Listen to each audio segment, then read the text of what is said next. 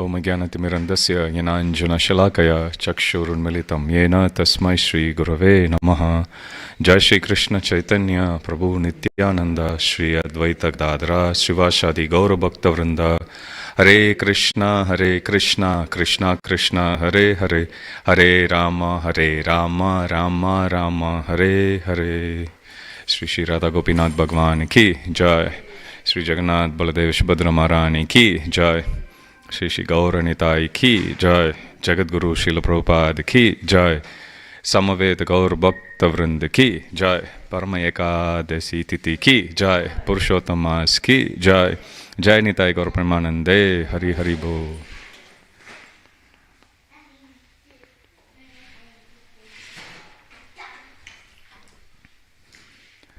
Hare Krishna.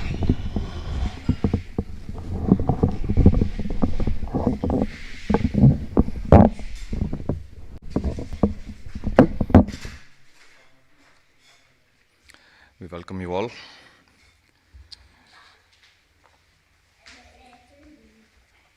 to our temple of Sri Sri Radha Gopinath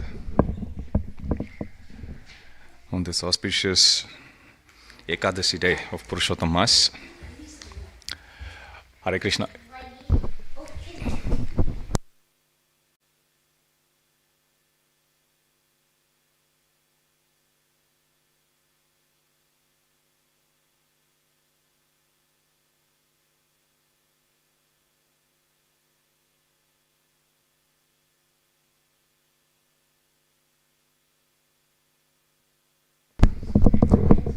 Hare Krishna.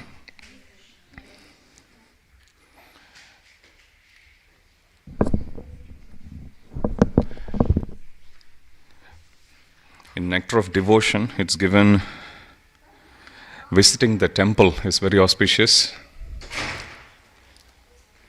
How auspicious? If we set out from our home to visit the temple, it is said that it's the same as leaving a place and going to visit Mother Ganga.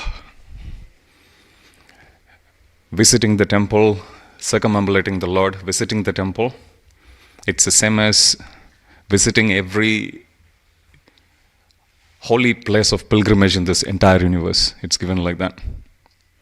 In Padma Purana, it's also given, if somebody leaves their home just to visit, to take bath in Ganga, at that time, on the way, if they happen to meet with an accident,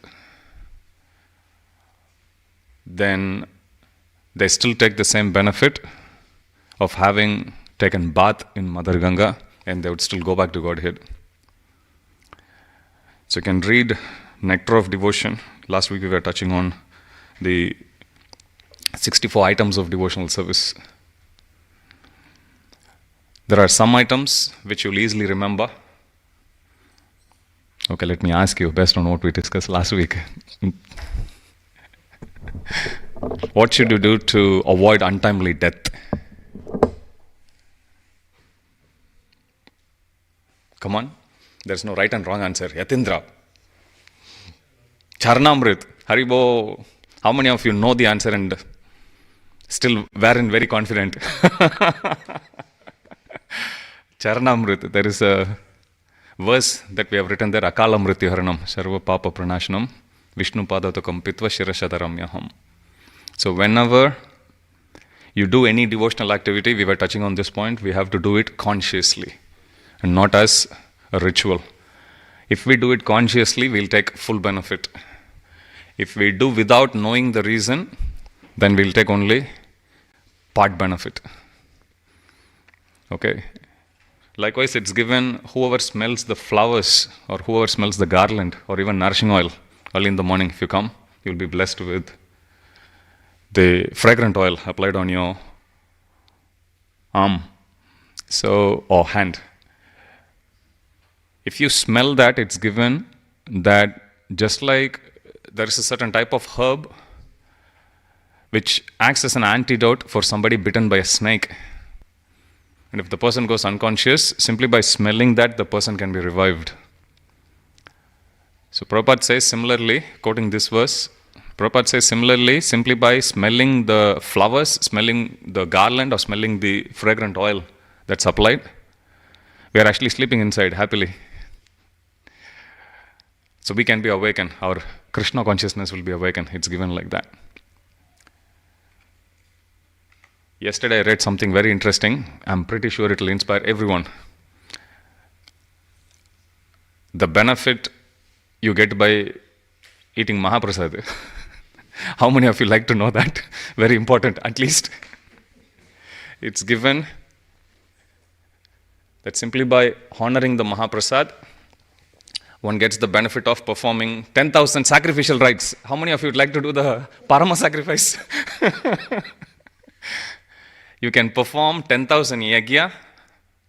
Whatever benefit you would get the same benefit simply by taking the Mahaprasad of the Lord. How cool is our process, right? So, let's continue our discussion on brihadbhagavatamrita. Last week we were discussing Narada Muni meeting Hanuman in Kimpurusha Varsha.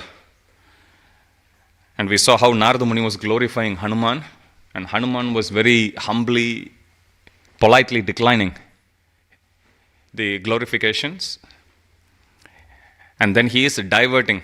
He is going to divert. Today we will see he is going to divert all those glorification towards the Pandavas.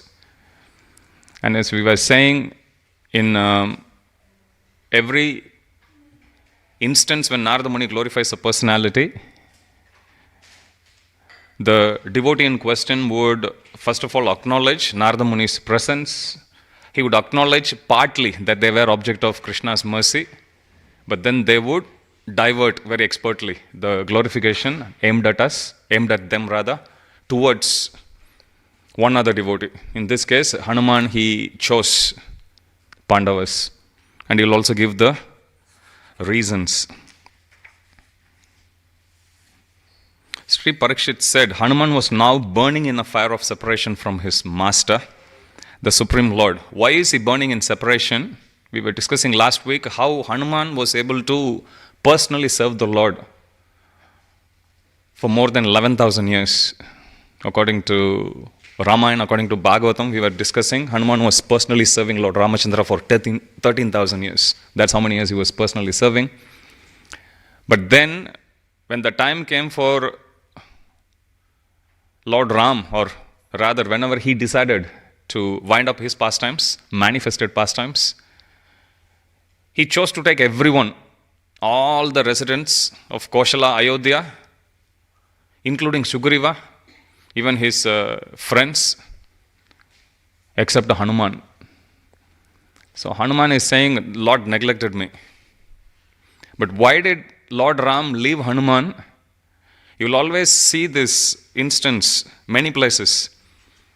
Like Radhanath Maharaj, if you have read, how many of you have read Journey Home? If you haven't, you can read. Maharaj, he says he visited during his quest for finding what spiritual path he has to take. He visits different spiritual organizations, going from one place to the other, and he comes to Vrindavan at one point. At that time, he hasn't met with the devotees, ISKCON devotees yet, or at least not in the temple. He hasn't visited the ISKCON temple yet. So he meets a famous devotee, not so famous in terms of popularity, famous in terms of Vaishnava circles. Ghanashyam Baba, he says.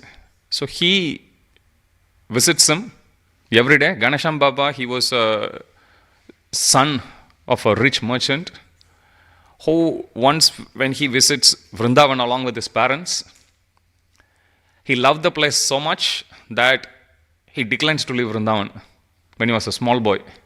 He just goes just to visit place of pilgrimage as they would take in those days, even nowadays. So when Ghanashyam Baba was a small boy, he says, no, I'm not coming. Parents insist, still he is very stubborn. Still they try to take him so many different ways. Nothing works, so they leave him in Vrindavan. And when Maharaj meets him, he was past 85 years, 90 years, something like that, very, very old person. But Maharaj says he didn't have much facility to stay there. All he had was just one small cupboard. He was living in an alley just outside a home. And he had one cupboard, and inside the cupboard he had beautiful deities of Radha Krishna. And those are self-manifested deities, Maharaj says. So normally how he would worship when he was a young boy is, he would go to Vrindavan, take bath in Yamuna, sit there, chant japa, Hare Krishna Mahamantra, and he would write Radha Krishna on the ground. And then he would worship, do puja, chant. Once he finishes, he'll rub it off. So nobody stamp on the holy name. So this is what he was doing. So one day as he finished his worship, he was rubbing off. Just when he was rubbing, his hand actually met something solid. Then he dug, just like few centimeters down, and then Radha Krishna deity manifested from there. So since that day, this happened when he was in his teens, since that day he was worshipping every single day. And there are a lot of pastimes Maharaj nicely narrates. You can read the book. But there's one point Maharaj says, because Maharaj was visiting different places in Vrindavan. That was his very first visit. So one day, Maharaj speaks to Ghanashyam Baba and he says, tomorrow I'm going to Barshana. Would you like to come? Then Ghanashyam Baba starts to cry. And then Maharaj says, he was sobbing and he was saying, please offer my apologies to Srimati Radharani that I will not be able to visit her. Then Maharaj asks him, so when was the last time you visited? Then Ghanashyam Baba says, I have never visited. And then Maharaj gets shocked. You are in Vrindavan, you haven't visited Barshana. Then he says, yeah, if I go, who will take care of my Radha Krishna deities? So Maharaj, he writes there, you talk about attachment, this is attachment to deity. He is in Vrindavan. He didn't want to leave the service even for one time in a day, let alone one day. And it doesn't even take a whole day to go to Barshana and come back. But he has never left from the side of the deities. Maharaj says, this is commitment. So deity worship means commitment. Eternal commitment. Prabhupada would say, before you open a temple, you should think 200 times. But once you open, you should never close. So here we see Hanuman. The reason why Lord Ramachandra leaves Hanuman there is, despite being served by Hanuman personally, not one, not two, 13,000 years. And not just coming best on the roster slot. Hanuman was by the side of Lord Ram 24/7. He was serving Lord Ram for 13,000 years. Mind you, this is after Mother Sita left. So literally he was with him 24/7. So being so much attached to the service of Lord Ram is actually telling Hanuman, you stay here and then you reclaim back, preach the glories of the holy name, preach the process of bhakti. So for the greater good, Hanuman was actually told to stay back here. So you will come across instances like this. Same way, Lord Ram was in the forest. This is happening in Treta Yuga. Treta Yuga, people were living for a long time. How long did Lord Ram go to the forest? Just 14 years, which is nothing, correct? 14 years is nothing even in Kali Yuga. So it's actually a very, very short amount of time, but it caused so much pain in the heart of devotees when Lord Ram was going away. So Lord Ram comes back, and then you would think, normally, how would a materialist end a story and they lived happily ever after, right? No, if you continue reading the Ramayana after Lord Ram came to Ayodhya, how he ruled, you will see. He deploys each of his brothers to different parts to take care of the people. Shatrughna, he sends him to Vrindavan. They were not even with Lord Ram for those many thousands of years. Few years they were, and then he sends, and you will see he never comes back. Because duty, Lord Ram, he exemplified. Maryada Purushottam, he is teaching people how to rule, and he is telling them, this is what you have to do. And you will see same kind of mood which Krishna instills in the heart of Uddhava as well. When first of all Krishna is revealing that I'm soon going to wind up the pastime, this place is going to go under the waters, I'm going to take everyone to Prabhasha Kshetra in Mausala Lila. Within 1 week, everything will be vanished. There won't be any people, there won't be any Dwaraka, nothing will be left here. So then Uddhava says, my Lord, please take me with you. I don't want to go anywhere. Then he says, no, I have a very special mission for you. And then that conversation you will see. That's Uddhava Gita.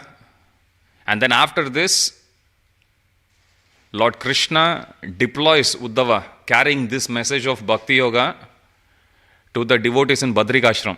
And Krishna tells to Uddhava, I have visited everywhere during my manifested pastime, except Badrikashram. I actually wanted to go, didn't find time. Which is not true. Lord Krishna is preaching a message here. By sending Uddhava, he is saying preaching mission should keep on going. Chaitanya Mahaprabhu is asking his eternal associates, Nityananda Prabhu, go to Bengal, preach there. He is sending each of these Goswamis. Goswamis, we would think, yes, they are disciples of Chaitanya Mahaprabhu. But if you carefully notice,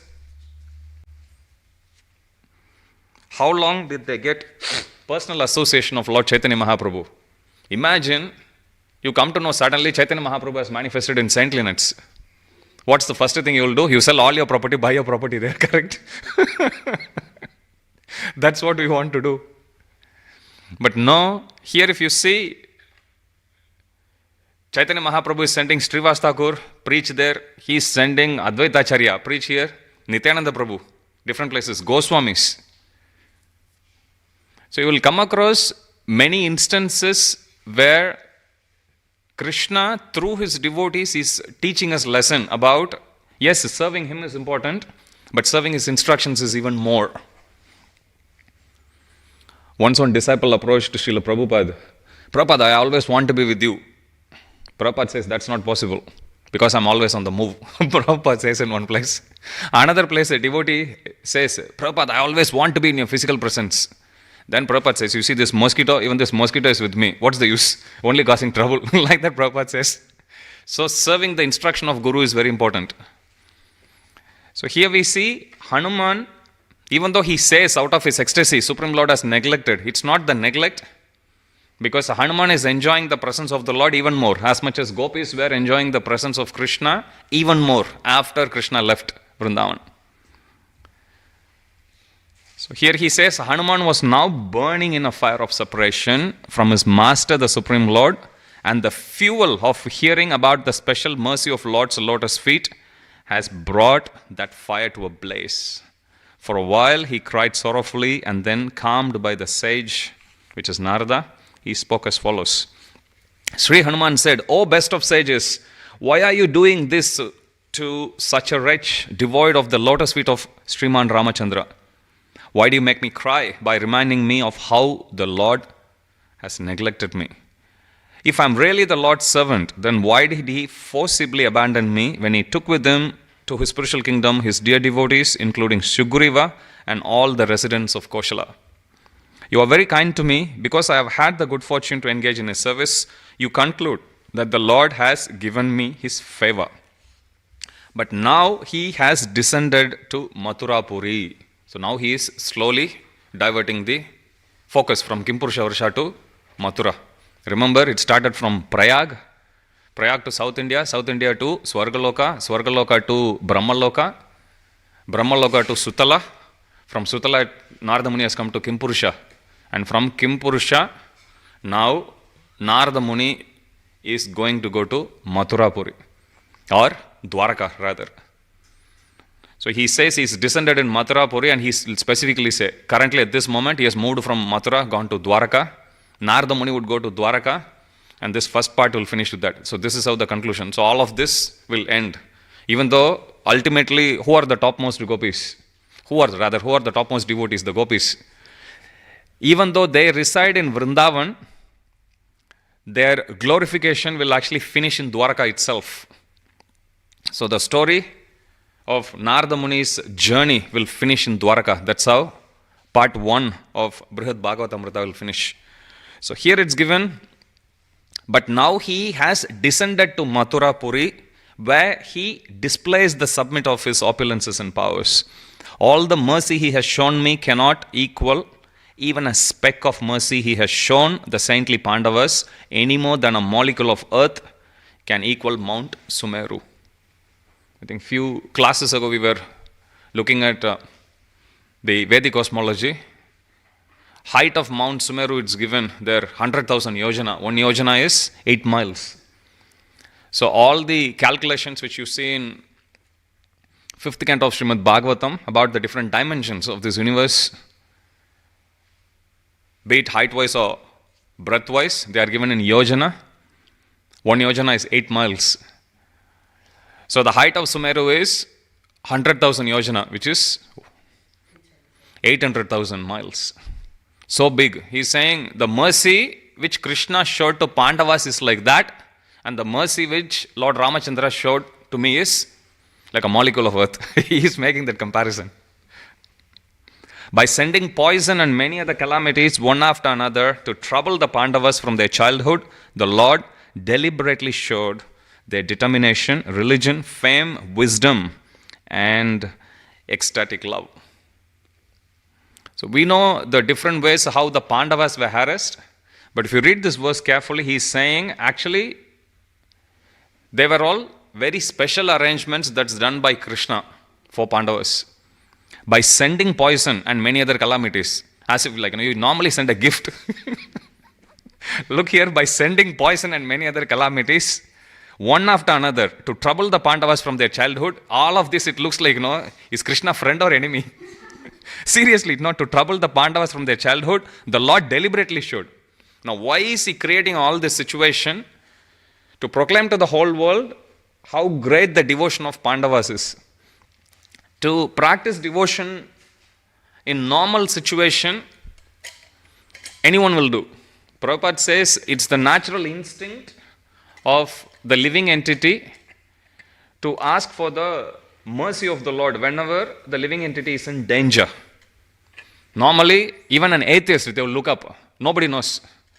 I remember once Bhavananda Prabhu was giving Vyasa Puja offering to Srila Prabhupada, and he was saying that he know of a couple who were sown atheists, like a family of atheists. And their son met with an accident and he died young. And then he met them after some time. And apparently he was trying to do some skydiving. He actually fell down. That's how he crashed to death. So Prabhu said, when I spoke to them, they told 2 things. Both of them shocked me. First thing they said is, at least our son died doing what he loved the most. That's the first thing they said. Second thing is, we are happy he's actually living as one of the stars. And then Prabhu said, during the whole life you deny existence of God, and then after death you hope, the departed souls are actually living as planets, which means you are actually accepting life after life. There is a life after this life. There is a life after your current life is finished. So Prabhupada says that atheists, either they accept the supremacy of the Lord directly, worshipping the Lord, or they'll be forced to accept the existence of Lord in the form of death, Prabhupada says. So here, by sending poison and many other calamities one after the other to trouble the Pandavas. So to do bhakti, when we have difficulty, that's not so great in comparison to remembering the Lord, to dedicate one's time, energy, prana, artha, diya, vacha, everything in the service of the Lord in normal situation. So for devotees, the greatest austerity is not to trouble the body. That's okay. Greatest austerity is to meditate on the Lord, to do everything in the service of the Lord. And for pure devotees, it's given, there is no austerity at all. Because meditating on the Lord is the source of greatest pleasure. For us, chanting 16 rounds is the biggest austerity, correct? Because there is no tune there, there is no mridanga, nobody knows the quality. It's just me and Krishna, correct? You look at Krishna, Krishna will also, you hear your chanting, Krishna will also hear your chanting, and that's it. That's why you will find many instances devotees will have attraction to do kirtan. But then you ask, how many rounds are you chanting? Not much. Some not even chanting. So it's important that we understand it's good to do kirtan, but it's also important, it's even more important to do japa. Because without japa, we cannot, without doing our personal sadhana, we cannot actually try to glorify Krishna in public, to engage everyone else. In other words, whatever we have, we can give others. But what we have depends on our quality of japa. Prabhupada says, in Krishna consciousness, hear this carefully, 90% of our progress depends on the quality of our japa. Prabhupada says that. And the most important duty, when one disciple asked Prabhupada, what's the most important duty of a disciple? Prabhupada says, your promise to follow 4 regulative principles and chant 16 rounds. This is your most important duty. There is one instance, one devotee was giving class in Chowpatty, which Maharaj, Radhanath Maharaj, he hears in their FM system. And he speaks about this particular devotee the next day, Bhagavatam class. And he says, and that devotee is also present, Maharaj says, yesterday I listened to your class on holy name. It's a wonderful class you gave. There's one point I want to highlight. And he says, in your class you mentioned, it doesn't matter how you chant your 16 rounds of japa. What matters is how you chant from your 17th round. Then Maharaj says, I don't agree with that. Maharaj says, 16 rounds are also very important. Then Maharaj takes it more deeper and he says, and if you want to know which is more important, he says 16 rounds is more important than your 17th round onwards. Why? Because the 16 rounds is our promise to our spiritual master. My Guru Maharaj in one class, he says, when one of the audience asked the question, when we wake up in the morning, what should we feel? Yes, I'm ready to face this day. How should we inspire ourselves? Then my Guru Maharaj said, when you wake up in the morning, you should feel anxiety. Anxiety, he says, like, yeah, I've made a promise to my Guru that I'll chant 16 rounds. I need to fulfill that promise. He says that anxiety should be there. So when you wake up, you need to have first anxiety for your promise that you made to fulfill that promise. Okay, so in Pandava's case, they were not doing bhakti to gain something material. In fact, they are all eternal associates of the Lord. But the Supreme Lord put him in that situation. One devotee once asked me, why are we glorifying only Pandavas? Krishna is giving us trouble also. I said, like, no, the trouble which we face, it's coming from karma. If only we know Krishna is giving us trouble, do you think you'll still be worshipping him? Krishna, we'll get upset with Krishna and we'll go away. If only we know Krishna is the one who's causing us trouble. But in Pandava's case, it's not like that. They are fully aware that everything is arrangement of Krishna. He acted as their servant, advisor, messenger, charioteer, and court attendant. He kept watch for them at night. Sorry, I forgot to add, it's 10:45. I have a National Council meeting at 11. So today we'll have a short class. I'll finish at 11 today. He kept watch for them at night. Now I'm looking at watch. I'm like, something I have today. Yeah. So he kept watch for them at night, followed them on processions, and even offered them praise and obeisances. In deity worship, of the 64 items of devotional service, Whenever the Supreme Lord comes to give audience, we are supposed to stand up first to receive. I remember once we were all seated here. One sannyasi came in. Normally when we are seated, what we do? We just touch. Sometimes even for raising the arms, we say like this, hands up. That's how much we raise. So one day when sannyasi came, we were seated here. He walked in and everyone just bent down like this. You roll to the ground, touch it and touch your head and you come back. He looked at all of us and he said, so what is this? You did this and that. What is that? He was asking. And we said, obeisances. He said, obeisances means it starts from standing up. That's the proper way. So let's say if you are seated here, altar is closed. Of course, if you are in a class, do the best you can. Normal time. If the altar is about to open, don't take shortcut. From standing up, bending down and doing 1, 2, 3 and paying obeisances. That's a bit more difficult. It's better we just sit here and we pay obeisances like that. No. One of the items of devotional service is whenever you see the Lord, you are supposed to stand up. So if you are seated normally, doing japa, hopefully.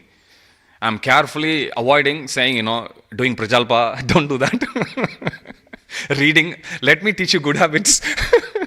Reading Bhagavatam, discussing Krishna Katha with devotees, or hearing some lectures, and then the altar opens. First you stand up, greet the Lord, and then you pay obeisances. If we pay obeisances like that, what benefit we get? Bhagavatam says that there is a big ocean of tears, not of ecstasy. Each one of us have our own ocean. Do you know that? Ocean of tears of distress. If you calculate from childhood, all of us have cried so many times, even now. If you start to fill all those tears, how many liters do you think it will measure up to? Pacific Ocean. But you calculate for millions and millions of birth. Maybe a big ocean, sea. So Bhagavatam says, whoever pays their obeisance in front of the Supreme Lord, that huge ocean made up of tears, of pain, of distress, which we have accrued for many, many millions of lives, will get dried up like that. So we are supposed to stand up and then greet the Lord and then pay obeisances. Whenever the deity of the Lord goes in procession, we are supposed to follow the deity. Sometimes you will see our Jagannath going. I know some devotees, they follow the car driving behind. Good sentiment. Devotional sentiment. When we pull the chariot, we are either in the front or at the back. When some ratha happens, for example. So any kind of a procession, sometimes for Jula, you always follow the deity. So this is also given as one of the items of devotional service. Observing festivals, dancing in front of the Lord. So each one of these items, which Srila Prabhupada has given as part of our regular program, if we understand the benefit that comes out of it, we will do it more consciously, we will do it much more sincerely. That's why Prabhupada calls nectar of devotion as the complete science of Bhakti Yoga, complete science of devotional service.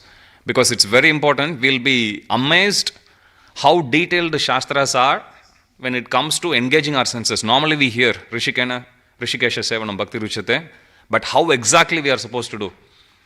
Sometimes we do without knowing, does this really matter? Right? Like paying obeisance, does this really matter?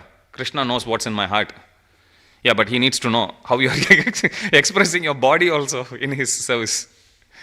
So, but when we read this, we'll understand, okay, so it has its significance.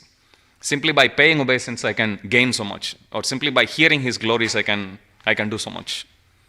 Okay, aparad, for example, in Nectar of Devotion, Srila Prabhupada explains, just like, what's the essence of all the rules and regulations? Come on. Fantastic. 10 out of 10. Always remember Krishna and never forget Krishna. Prabhupada explains, what does offensive mentality do? Offensive mentality takes our focus and consciousness away from Krishna. Have you got that experience? If you offend a devotee or you even fight with a devotee, whatever, fighting is more than offense, but anyway, so if you fight and then after fighting, definitely you can never think of Krishna. In fact, you can always think of only the person who you picked the fight with, correct? Nothing else. How can they say that? How can he say that? How can she say that? Because of that, Prabhupada says, more than any sins which you may accrue, more than any difficulty which you may face because of the aparad. One Puranic story comes to my mind. I'll come to that shortly. Because of that, Prabhupada says this is all material in one sense. You can deal with all of that.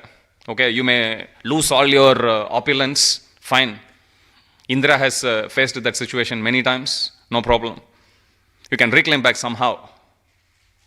But Prabhupada says the biggest curse for someone who has done Seva Aparad, Nama Aparad, Vaishnava Aparad is their mind cannot be brought back to Krishna. Prabhupada says that's the most dangerous part. Swalpam api yasya dharmasya trayate mahato bayat. Bayat here refers to forgetting Krishna. That's dangerous. So Prabhupada says, if hellish planet doesn't scare you, if losing opulence doesn't scare you, this one single point should scare us, which is our mind will go away from Krishna. That's not what we want.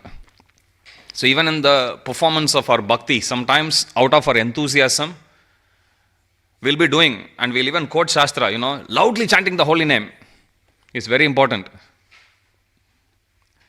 But then other devotee may be sitting here trying to do japa. And if our expression of bhakti is going to cause disturbance to the other person, Chaitanya Mahaprabhu says, actually, it's there in Chaitanya Mangal, he says, if one devotee offers me bhakti, but at the same time that devotee is offending another devotee,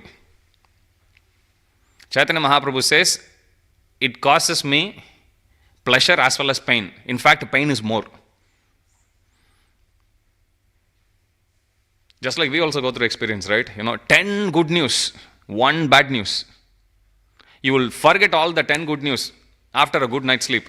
1 bad news, even after 10 days of or 10 nights of good sleep, you will still remember that. It will cause you pain. In fact, in many instances, you will never actually go to even deal with such a situation or even a person who caused you so much pain anymore. So pain always has that unfortunate quality of having more impact. Narada Muni, he says in one place, I wish I can think of Krishna intensely. How intense? As much as Shishupal hated Krishna. As much as Kamsa feared Krishna. It's not Anukul Bhakti. It's not a favorable bhakti. Nevertheless, the intensity with which they were actually able to think, Narada Muni is saying, even I can't think. I wish I can. You understand? So we have to be very, very careful. When we come across even spiritual emotions like that, we can understand the extent with which material negative emotions can cause damage in our consciousness. Okay, so when we perform bhakti, we have to be very, very careful to practice it in a matured way, to do in a way so that others are not disturbed. Because one little disturbance we cause, it's going to cause them a lot of pain. It's going to take us so much effort to nullify that. And some instances it's practically not possible to nullify. Like Vaishnava Parad, let's say 2 devotees, they fight. Normally what you do, if the relationship is not mature, you will start to avoid that person for the rest of your life. But then what? You will hold a grudge, the other person will also hold the grudge. For how long? Rest of your life. I'll finish with this story. You can come, sit up. You can even sit on the chair if you like, bro. We'll finish in 5 minutes. Yes.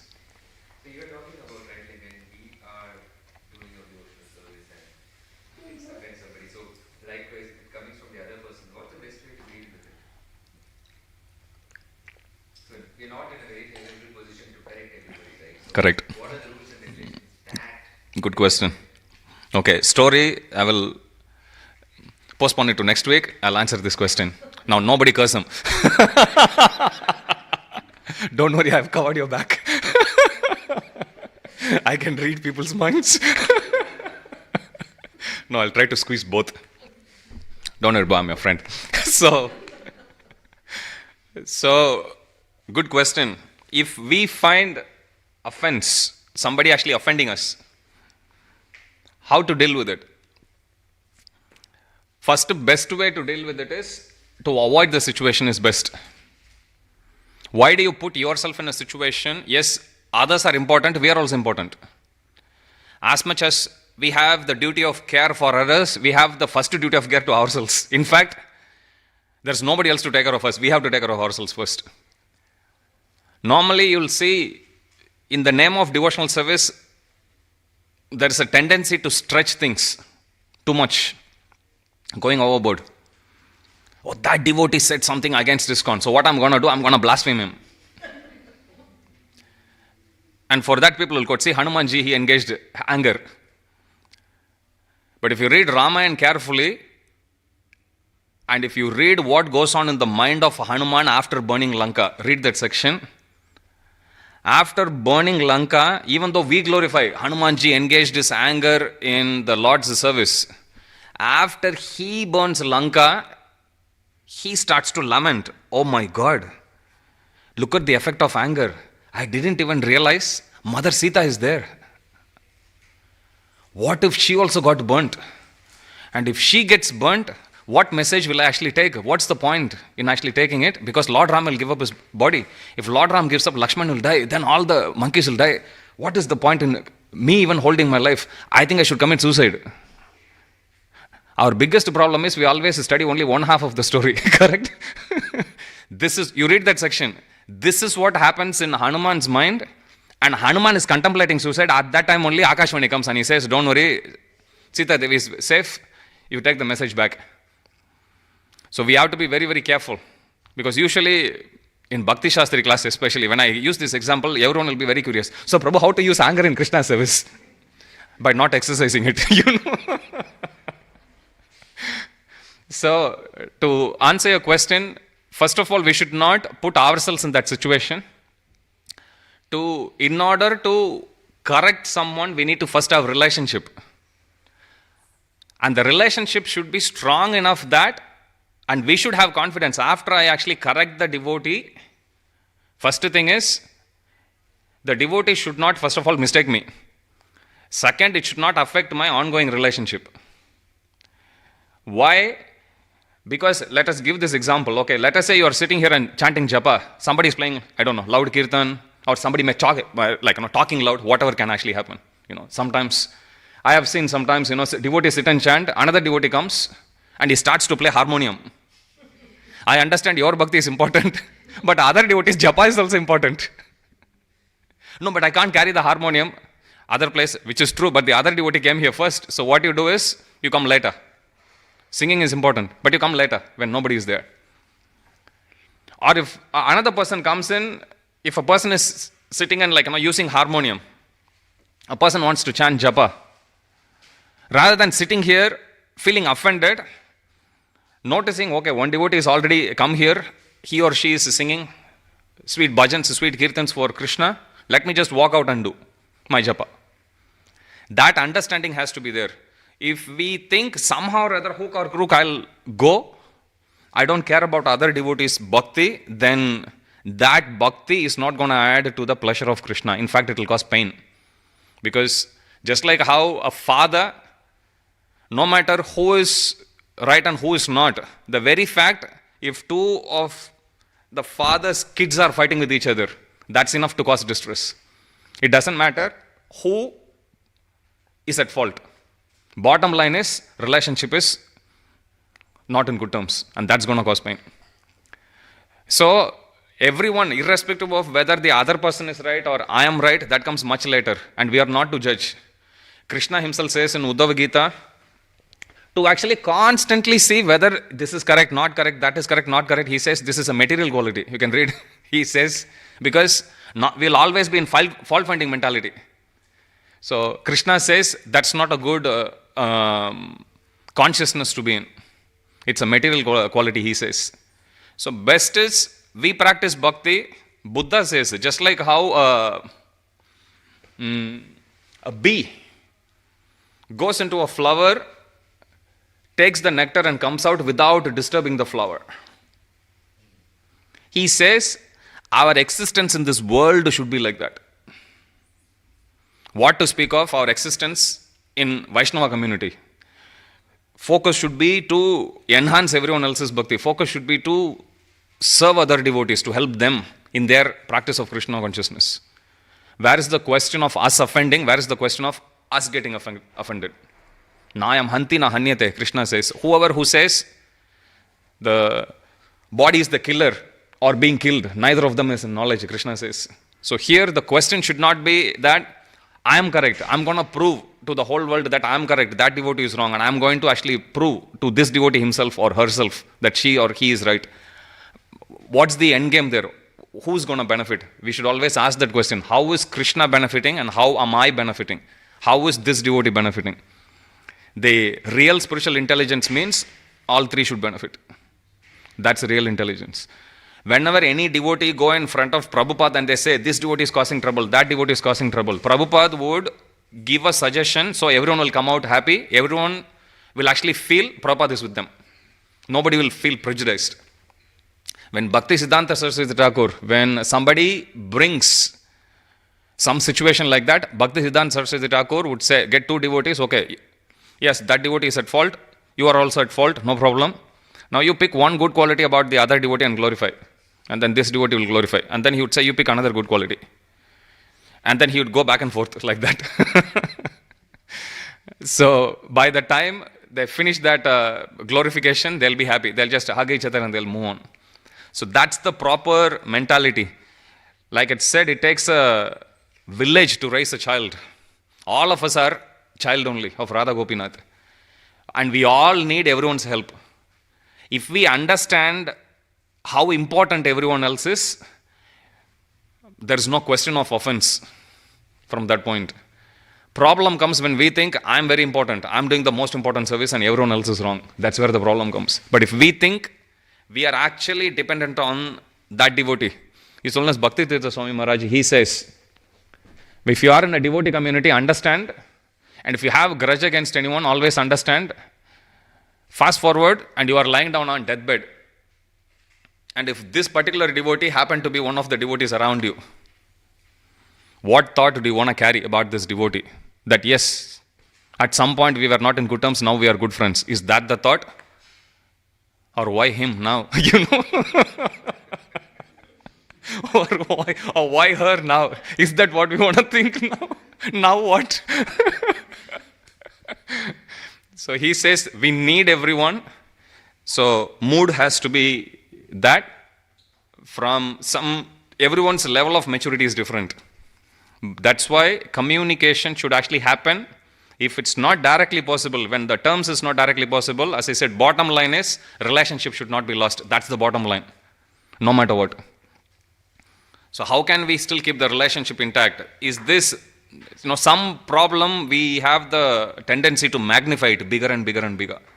It doesn't have to be. Is it something just a one-off? Okay, move on. The problem will solve itself. If you think this is just going to persist like that and it's becoming intolerable, then we can approach someone who we know that devotee is in good terms. And rather than saying it aggressively, we can bring out the problem and try to address the problem through that devotee. And we know, you can even ask the devotee to keep your name confidential just to solve the problem like that. Then, situation will be better. Okay, I'll finish with this story soon. I'm 5 minutes late already. So, there's one king who contracts leprosy and he asks his prime minister what he should do. So, the prime minister says, they tried different medicine, nothing works. So, the prime minister says, you just take your cot just outside your palace and sleep there for a week. Then he goes there, miraculously, his disease gets cured. And he gets shocked. This is such a good cure, I didn't know about it. And then he calls the prime minister, rewards him, and he asks him, what happened there? The medicine didn't cure me. Doctors couldn't cure me. Puranic story, by the way. How did I get cured? Then he says, my dear king, when you are just lying outside on your cot, you might have seen people walking past you, going back and forth. What were they doing? He said, like, some people, they were feeling sympathy for me. Most of the people were cursing me. Cursing, he says, like, yeah, look at this king. He is finally facing the reaction for all the sins. If he was such a great king, then how he could have contracted such a deadly disease like that? So then Prime Minister said, so whoever said that, they take a share of your karma.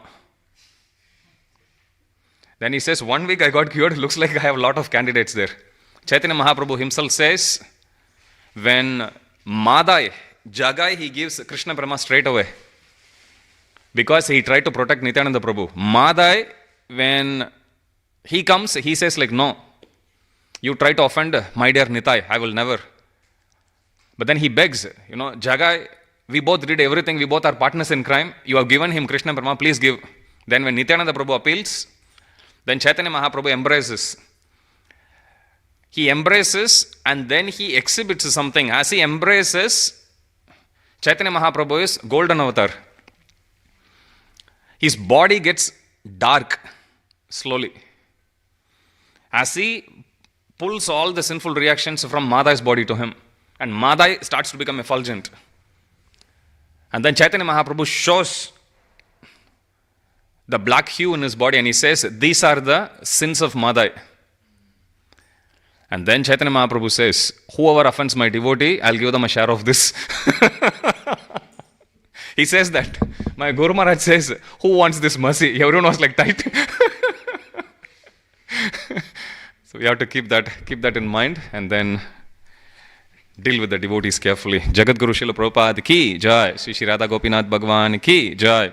Sri Jagannath Baladev Subhadra Maharani ki jai. Sri Sri Gaur Nitai ki jai. Samaved Gaur Bhakta Vrinda ki jai. Jagat Guru Srila Prabhupada ki jai. Jai Nitai Gaura Premanande. Hari Hari Bol. All glories to the assembled devotees. Hare Krishna. All glories to the assembled devotees. Hare Krishna. All glories to the assembled devotees. Hare Krishna. All glories to Shri Shri Guru and Gauranga. All glories to Srila Prabhupada. Jagat Guru Srila Prabhupada ki jai.